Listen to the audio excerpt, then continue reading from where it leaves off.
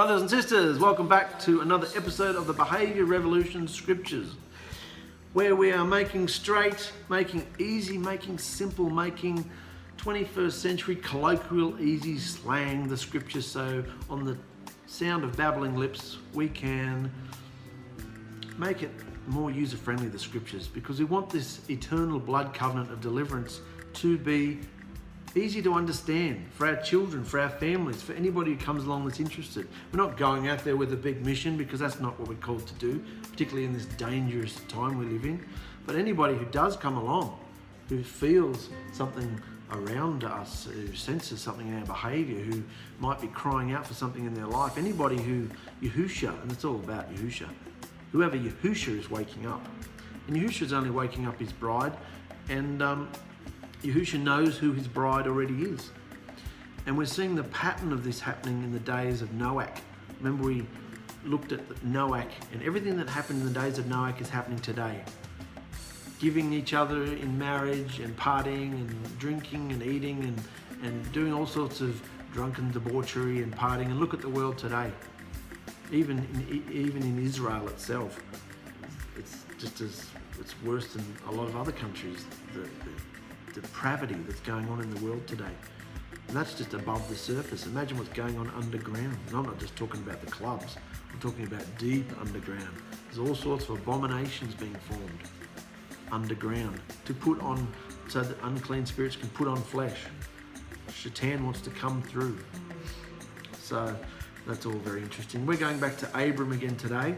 The last episode we left off where Abram had just had a covenant cut with him by Yahusha, who walked between the animals himself. Abram and Yahusha didn't walk through. So even though it was an agreement between two people, it was more of a promise. And Yahusha promised this. And Abram was the mediator of this covenant, and Yahusha promised that he would give him land, because he was a king without a kingdom. He had all these possessions and family, but no land and no son. So we're going to go into that today too. Remember when Abram lost his belief for a moment there and went into Egypt to find food, and the plagues came on Egypt and the Pharaoh kicked him out. He took with him an Egyptian slave, Egyptian servant named Hagar. That's where we're going to pick up today. Hagar and Ishmael. After living in Canaan for 10 years, Sarai, Abram's wife, was still unable to have children. And remember, Yahusha had promised Abram that he was going to have as many children as the stars in the sky, remember? In 10 years, they still haven't had one child. And they're getting pretty old too. So Sarai was still unable to have children, and in a hurry to kickstart Yahusha's promises, she brought her exotic Egyptian servant Hagar to Abram, saying, Yahuwah clearly doesn't want me to have children, so if this blessing is going to work for us, you'd better have a child with her. Then at least I can be encouraged and blessed through my servant. And Abram agreed and took Hagar to be his wife. And after sleeping with her, she fell pregnant. Hagar then began hating on Sarah straight away, having it all over her that she was more fruitful, a better wife, and was more loved because she was able to give Abram a child. You can understand that, can't you? Picture that in your mind. These women were at each other's throats. Sarai took all this behavior from her servant very personally and was furious at Hagar. So then she went to dump her emotions on Abram, saying, this is all your fault, Abram. I only gave her to you so we could finally have a child, and now look how she treats me, just because she's eating for two. I can't stand this woman. Do something about her.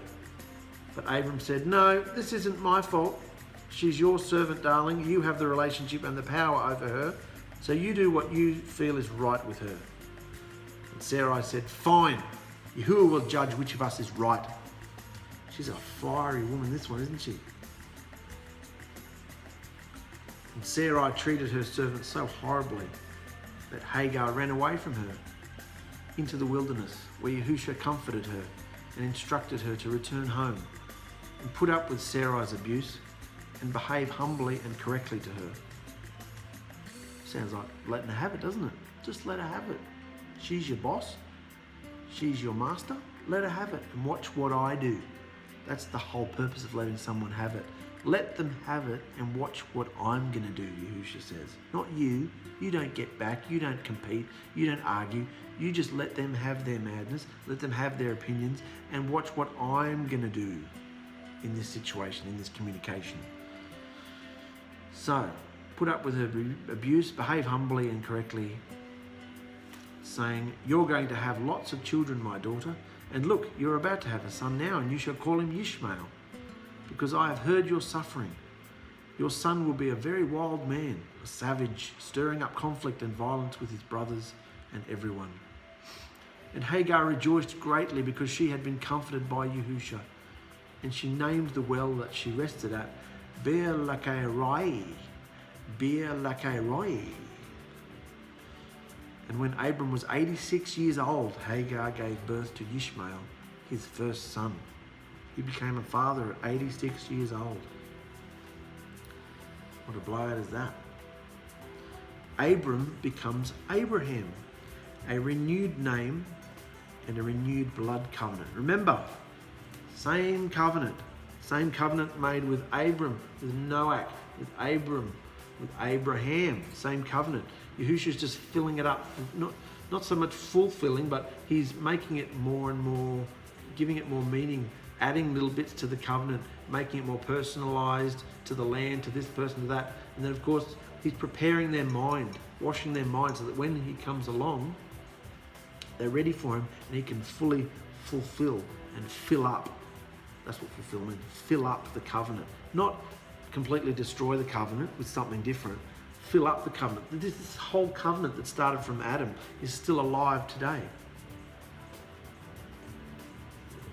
So, 13 years after the birth of Ishmael, another 13 years, Sarai still hasn't had a child.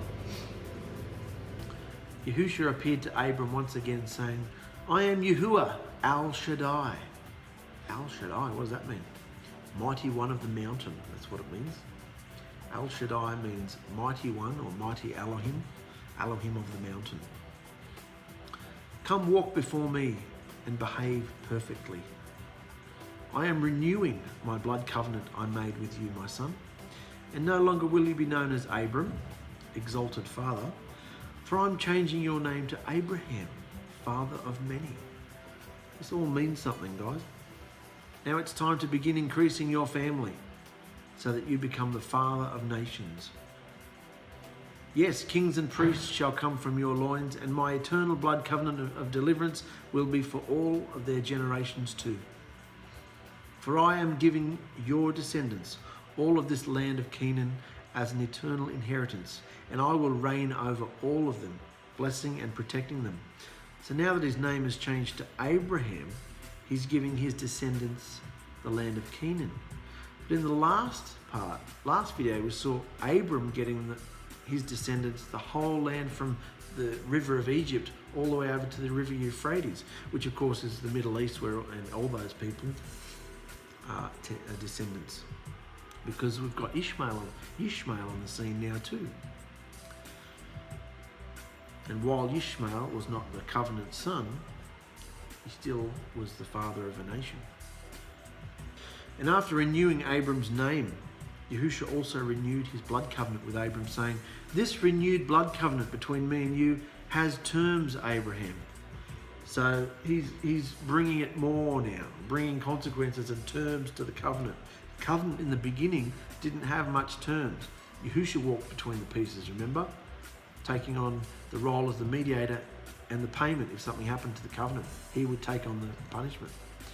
But now this covenant, this renewed covenant, has consequences. This renewed covenant between me and you has terms, Abraham, and involves the seed from your loins.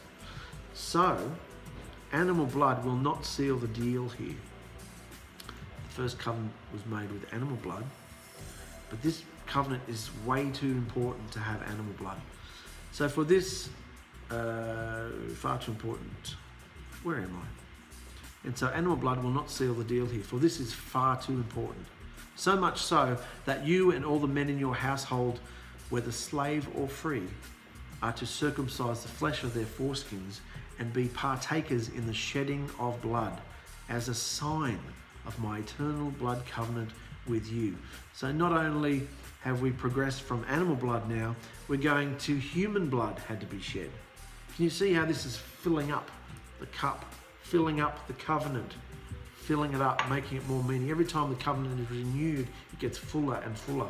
We've gone from animal blood now to the blood of mankind, because they were to be partakers of this covenant. It's just not my covenant, mate. You got to be involved in this covenant too. So to show me that you're partaking of this covenant, you've got to shed your blood, not just the animal blood, the blood of your willy, mate. You got to imagine an adult cutting his foreskin off as an adult. So this is the sign of my eternal blood covenant with you. So, and it's interesting that this covenant revolves the seed of his body. The covenant in the last chapter involved the seed of Abram's body, which at that point was only Ishmael. Ishmael was born from the seed of his uncircumcised loins. Your loins are your genitals, your penis, that's your loins. And it was uncircumcised when Ishmael was born. So Ishmael is an uncircumcised, uncovenant person, people, nation. Now we have a covenant, a circumcised Abraham, a circumcised Abraham. So therefore any seed that comes from his body, any sperm that comes from his body, passes through the circle. Remember, covenant circle? Remember when he cuts our hearts with a love for the covenant? Circumcision, circle, circumcise the penis. He cut the foreskin off. So any sperm that passed through that circumcision was sealed in the circumcision. That was the whole point of it. So any seed that came from his body would be passed on as a covenant people. Did that make any sense? So let's go on. This is the sign of the blood covenant, this circumcision. So every male born into your household is to be circumcised after 8 days. For any male found in your household that is not showing the sign of my blood covenant in their flesh will be cut off for being disobedient. Indeed, all the multitudes of nations that are produced from your circumcised flesh shall be born into my eternal blood covenant deliverance. It is your responsibility to guard my instructions and my covenant, Abraham. Behave perfectly and do not call your wife Sarai anymore, for she is to be renewed in this covenant too. And you shall now call her Sarah, which means princess. For I am about to bless her with a son. Yes, she will give you a son, Abraham. And kings and priests shall come from her body. They certainly will. So do you understand that, guys? The difference between the two, not the same, not two covenants. Do you understand the difference between the covenant that he made with Abram and the renewed covenant he made with the blood of mankind? In order for a covenant to be renewed, mankind had to be involved in it. Generally, the first time a covenant was formed with a person, Yahusha took point and took responsibility and initiated it and did it. And if the covenant needed to be renewed, mankind had to be involved. Because if something that bad happened that it had to be renewed again, well, you can deal with it now. If you really want this covenant, you can get involved and put some damn effort into it yourself. And that's the case here. Not said the way I've said it, but they had to shed blood to show that they were part of this covenant. They were taking responsibility for themselves by sealing themselves in the blood of the covenant. So, you're going to have a son, Abraham. And Abraham fell on his face and cracked up laughing, saying to himself, how on earth will a child be born to me when I'm 99 years old? Or Sarah, who is 90? And Abraham said to Yahusha, that's just crazy talk. Just let my son Ishmael carry this promise for you. We're way too old to have a child now. But Yahusha said, no, Abraham, your wife Sarah is to have a son, and you will call him Yitzhak, or Isaac. Yitzhak, and I will continue my eternal blood covenant with him also, and with his descendants. And don't worry about your son Ishmael, for I have heard your request, and I know that you love him very much. So I will bless him also, and he shall be a mighty nation, bringing forth 12 princes. However, I will continue to establish my blood covenant through Yitzhak, who Sarah will give birth to next year. So for us, it's easy for us to say, yeah, the covenant went through Yitzhak and Ishmael. Yeah, he was just a loser, whatever. But Abraham didn't feel like that about his son Ishmael. It was up until the story, it's the only son he had. He loved this boy with all his heart. It was his only son. So that's why he said, do we have to do this all again, Father? Can't we just make Ishmael the covenant son? No, that's not my plan. Your wife is to have a son. You'll call him Yitzhak. Because this son had to come through Abraham's circumcised flesh, circumcised member. And that's why the land, that whole big, where is it here? Look, this land here, this promised land given to Abram, an uncircumcised Abram. So all the nations that came from Abram's uncircumcised, and it's not just Ishmael, he had a couple of other wives too. And they had descendants too. So all this land here was given to the uncircumcised Abrams, the nations that came from him. But the land of Canaan given, which we later know was the 12 tribes of Israel, came from Abraham's circumcised flesh.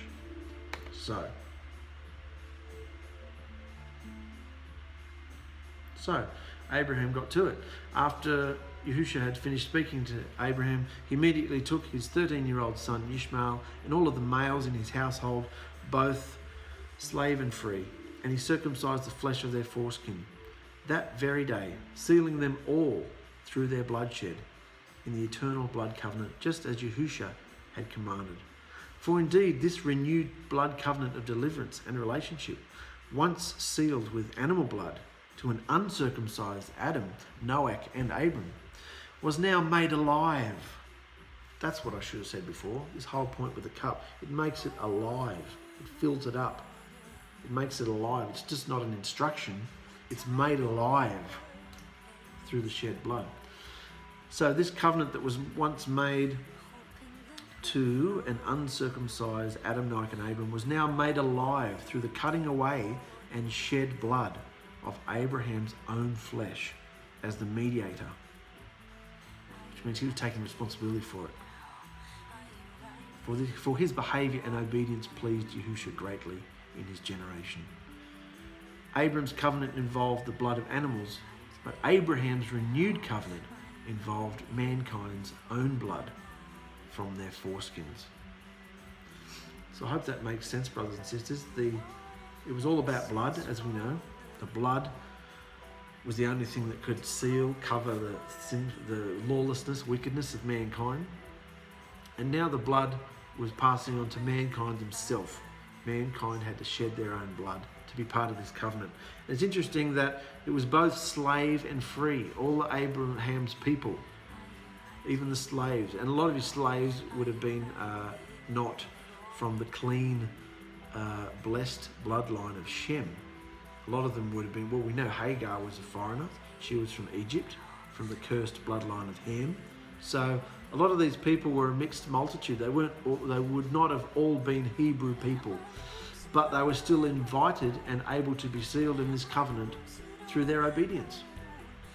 And we know that's the same today. It doesn't matter what bloodline you're from, if you are grafted into the covenant. There was only one covenant, and there was only one people that were chosen to be kings and priests of that covenant, and that was the nation of Yisrael, not the physical nation today. It's people in Yisrael today is those who are the bride, guarding the covenant and the words of Yahusha. So this idea of the mixed multitude being allowed to graft into Yisrael, being allowed to graft into the covenant at this point, Yisrael wasn't an entity yet. The mixed multitude was allowed to come along if they were obedient, if they behaved and came into the instructions. They were invited and able to partake of the blessings. Because remember, the whole point of it was to be protected. The earth was so savage and unsafe and violent place. Yahusha's protection meant a lot. And Yahusha promised not only blessings and inheritance, but protection and safety as well. So if you want to be partaking of that, you had to be part of the Hebrew covenant, Abraham's covenant. It's Yahusha's covenant, actually. So let's go on. Yahusha and his messengers. One afternoon, while Abraham was sitting in the doorway of his tent, escaping the afternoon heat under the terebinth oak trees in Mamre, Yahusha appeared to him. Just like that. Abraham looked up and saw Yahusha standing there with two of his messengers right in front of him. And in sheer excitement, he jumped up to greet them, bowing himself on the ground, saying, "Please, Yahuwah, let me find favor in your eyes today. Come and join me under these lovely trees. Let me wash your feet and let us break bread and feast together. Please don't go, my master. Stay, don't go." Because Yahusha had appeared with his two messengers and they could disappear at any moment. And he desperately wanted them to stay. "Stay, Father, stay, don't go." And Yahusha said, "Of course we'll stay. Get everything ready, Abraham." So Abraham ran into the tent and told Sarah to make some bread cakes for their guests.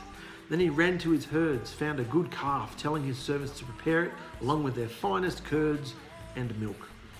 Soon after, Abraham set it all out in front of their guests under the trees and stood by them as they ate.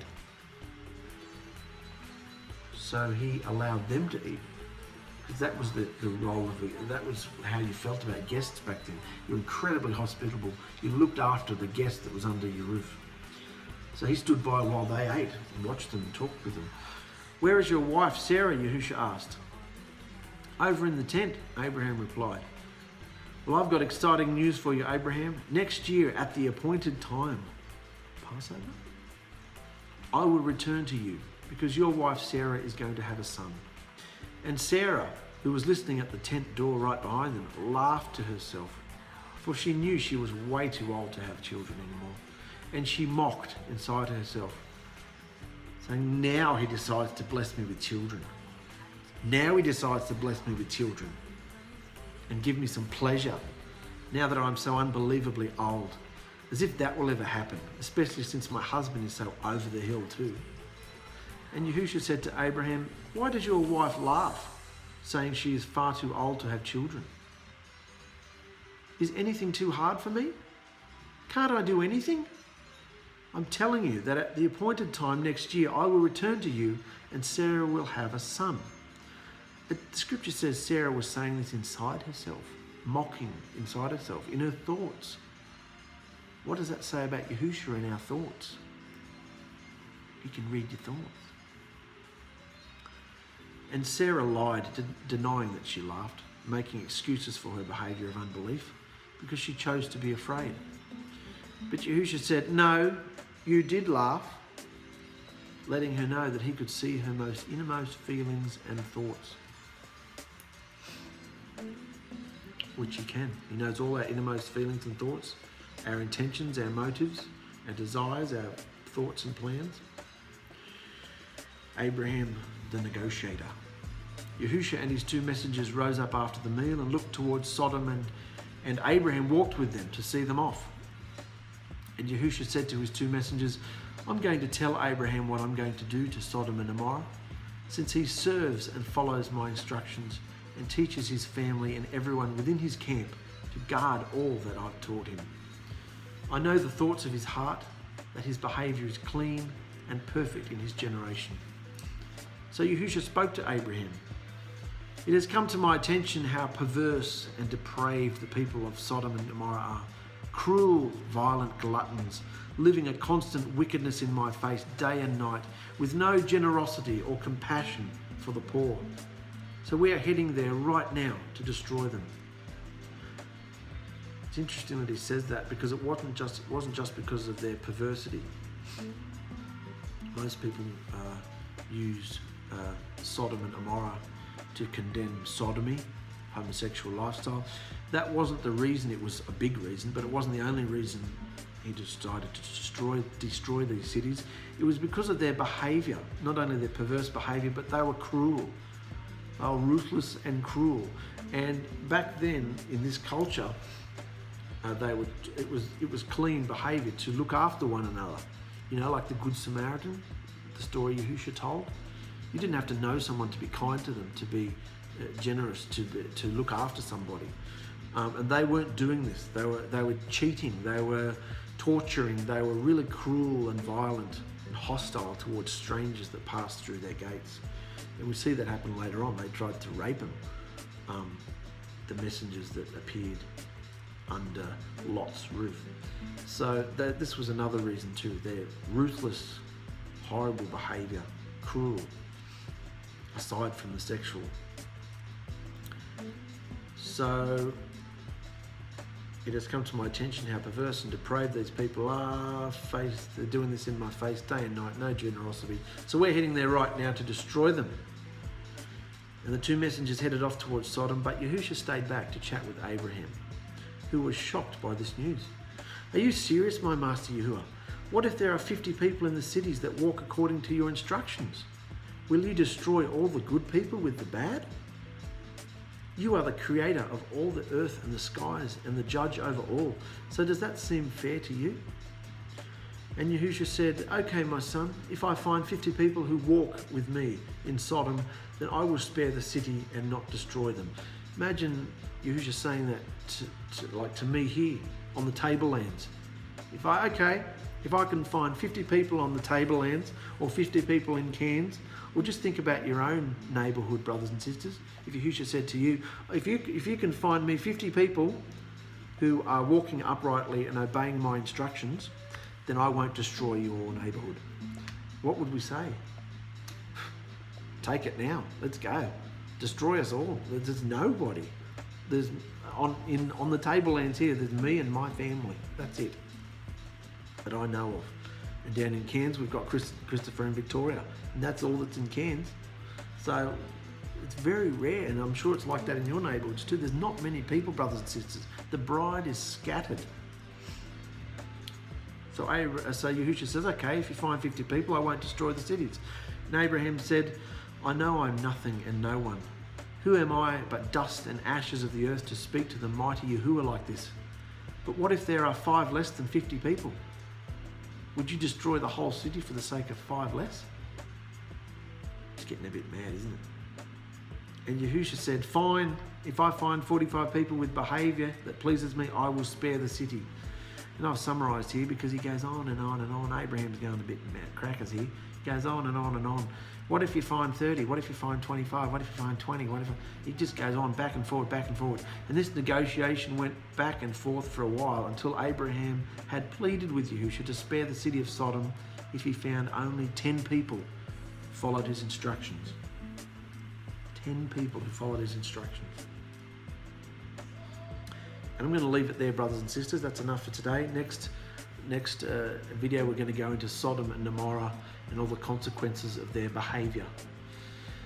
And so I hope you understand. For me, going through this, I mean, I knew what a covenant was, yeah, the everlasting covenant made at Mount Sinai. But no, that was just a reminder. That was a renewal of the covenant. The covenant was made. The covenant is the instructions. Don't let the word covenant baffle you. The covenant is an agreement. That's just all it means, an agreement. A handshake, agreement, like we do today. That's what a covenant is. And the Torah, or the commandments, are just instructions, just doing what Yahusha says. So let's bring it into 21st century colloquial terms and say that this covenant, Yahusha's instructions, were being taught to Adam and Ḥawwa from the very beginning. And so because mankind, under the influence of ℚ was being bombarded to disobey Yahusha's instructions, he started to bring it in and bring life to it. And so each time he renewed the covenant, he added more to it. He made it more fuller and more life. He made it alive. That's the thing that I didn't understand for many years about Abram and Abraham, the name change. It wasn't just a change of name. It was a renewing of the covenant. And so mankind was now responsible to be a part of the covenant themselves by shedding the blood of their foreskin. I can tell you, in a land where people are so fixated on the phallus, I think Yahusha has a little bit of a sense of humour on as well. because they were worshipping trees and they were worshipping the phallus and, you know, the dick festivals and everything that was going on as all form of their sun worship. So for him to then say, I'm setting you people apart and I'm circumcising the skin. So they had to go through a bit of pain, and it would have taken them a while to heal. But then their seed, the significance of it was the seed that passed through was about the descendants of a covenant people. And remember, he's building back up. We're trying to get back to the Garden of Eden here. That's the whole purpose of these scriptures. If in one word it was, get us back to the Garden of Eden. We want to get back to the Garden of Eden. We want to see into the other dimension. We can't see you, Father. We want to have you again. We want you to be with us. Not only was he going to be with them, which we'll see shortly, he's now in us. We are now the tabernacle, made with hands, not made with hands. We are the tabernacle, not made with hands. Yahusha's tabernacle. We are the living dwelling place of his Shekinah, his esteem, his essence. His Ruach lives inside us. So I'm getting a sore throat now. I'm going to stop now. And I love you, brothers and sisters. I hope you're enjoying and finding this easy. That's my purpose here. Make it easy. Kiss. Keep it simple, stupid. That's what I'm doing here. So stay strong, brothers and sisters. Love you. Bye-bye.